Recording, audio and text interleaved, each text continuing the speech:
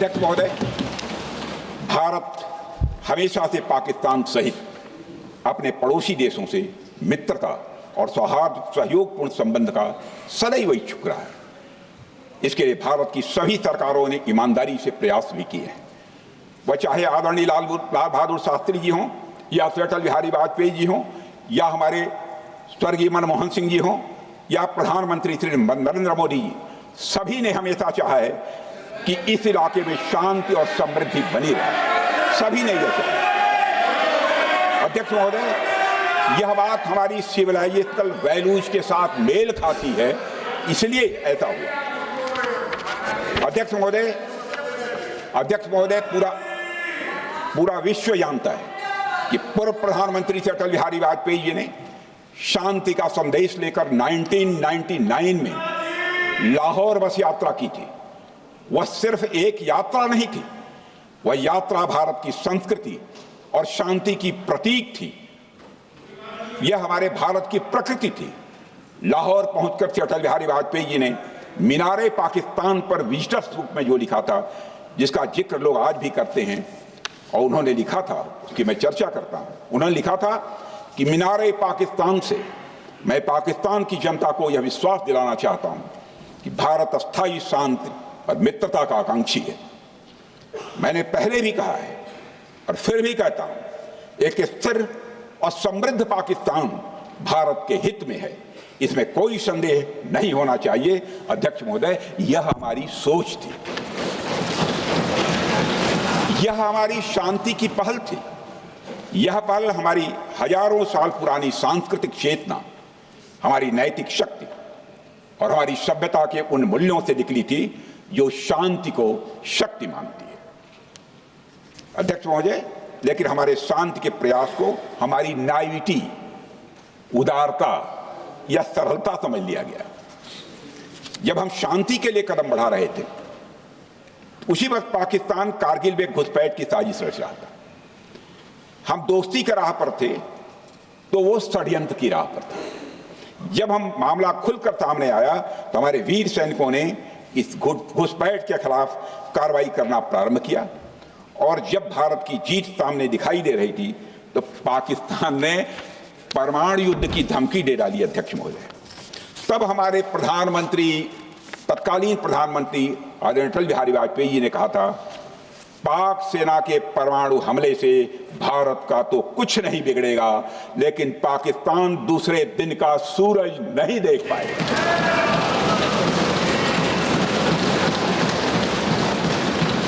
यानी अटल जी जो शांति का पैगाम लेकर गए, वही अटल जी शक्ति का भी परिचय देने में तनिक भी नहीं हिचके। यही है भारत। अध्यक्ष महोदय, यह सामर्थ्य का उद्घोष था। यह एक स्पष्ट संदेश था कि भारत शांति चाहता है, लेकिन अगर कोई हमारी संप्रभुता को चुनौती देगा तो उसका जवाब भी उतनी ही दृढ़ता से दिया जाएगा।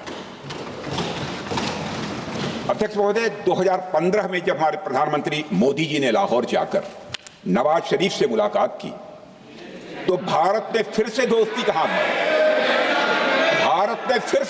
हाथ बढ़ाया।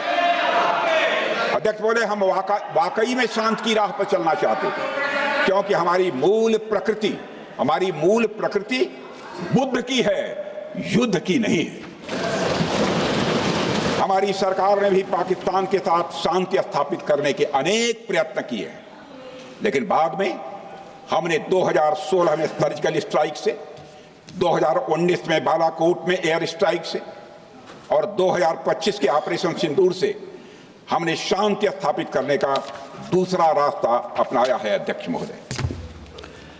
महोदय, अब हमारे प्रधानमंत्री श्री नरेंद्र मोदी जी और हमारी सरकार का स्टैंड बिल्कुल क्लियर है कि टेररिज्म और टॉक्स ये दोनों साथ नहीं चल सकते,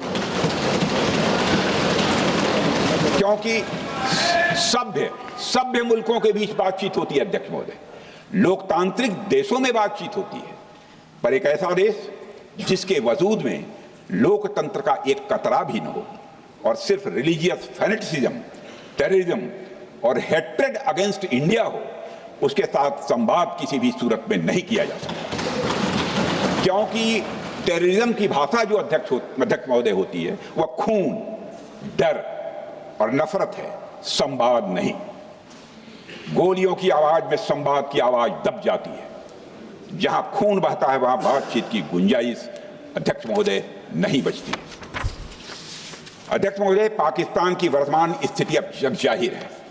जिस देश ने आतंक को अपनी विदेश नीति का औजार बना लिया, वह अंततः अपने ही जाल में फंस जाता है। पाकिस्तान की नीति और चरित्र को लेकर कोई भ्रम नहीं रहना चाहिए। यह एक ऐसा देश है जो वैश्विक आतंकवाद की नर्सरी है और उन्होंने इसको अपनी स्टेट पॉलिसी का भी एक आधार बनाया हुआ है। अध्यक्ष महोदय, ऑपरेशन सिंदूर के दौरान पूरी दुनिया ने देखा है कि पाकिस्तान में सरकार आतंकवादियों के लिए स्टेट फ्यूनरल का इंतजाम कर रही है और सैन्य अधिकारी भी आतंकवादियों के जनाजे में भाग लेते हैं। यह वही देश है जो सीमा पर सैनिकों से लड़ने का साहस नहीं जुटा पाता, इसलिए निर्दोष नागरिकों, बच्चों और तीर्थयात्रियों को आतंकवाद का निशाना बनाता है। पाकिस्तान की सेना और आईएसआई आतंकवाद को एक प्रॉक्सी वार के रूप में अध्यक्ष महोदय इस्तेमाल करती हैं और उसके सहारे वे भारत को डिस्टेबलाइज करने का सपना देखती हैं। अध्यक्ष महोदय, मैं लोकतंत्र के मंदिर में खड़े होकर यह बात कह रहा हूं कि भारत को 1000 कट्स देने का सपना पालने वालों को नींद से जग जाना चाहिए। यह मोदी जी के नेतृत्व वाला नया भारत है जो आतंकवाद के खिलाफ किसी हद तक जा सकता है।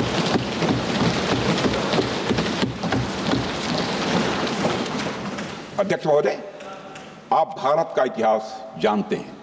देखिए, हमने कभी भी किसी की 1 इंच जमीन पर आज तक कभी कब्जा नहीं किया है।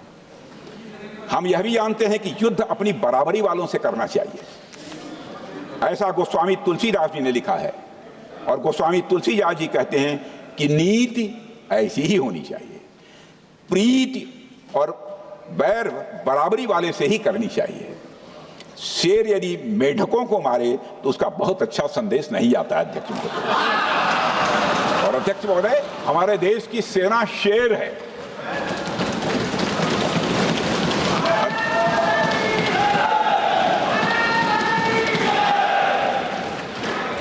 अध्यक्ष महोदय, पाकिस्तान जैसा देश जो साइज, सामर्थ्य, शक्ति और समृद्धि में हमारे आसपास भी नहीं है, उस मुल्क से कैसा मुकाबला?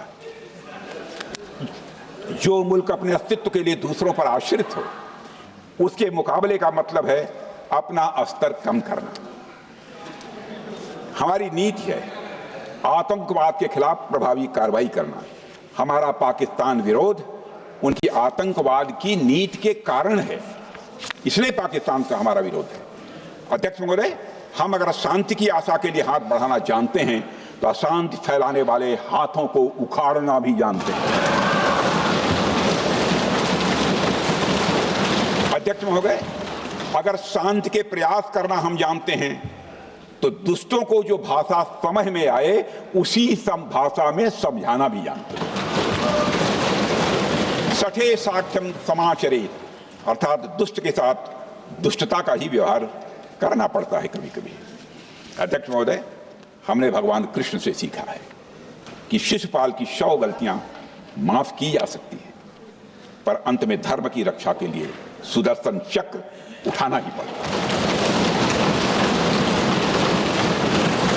हमने पार्लियामेंट का अटैक सहा है अध्यक्ष महोदय, 2008 का मुंबई अटैक सहा है, झेला है, लेकिन अब हमने कह दिया है इनफ इज इनफ। अब हमने सुदर्शन चक्र उठा लिया है अध्यक्ष महोदय। अध्यक्ष महोदय, हमारी प्रवृत्ति भगवान राम और भगवान कृष्ण से प्रेरित है, जो हमें शौर्य भी सिखाती है और धैर्य भी सिखाती है। इस सीख का अध्यक्ष महोदय, इस सीख का हम प्रधानमंत्री नरेंद्र मोदी जी के नेतृत्व में हमारी विदेश और अपनी रक्षा नीति में सीधा प्रयोग कर रहे हैं। आज भारत पहले दोस्ती का हाथ बढ़ाता है, लेकिन अगर कोई देश धोखा दे तो उसकी कलाई भी मरोड़ना जानता है।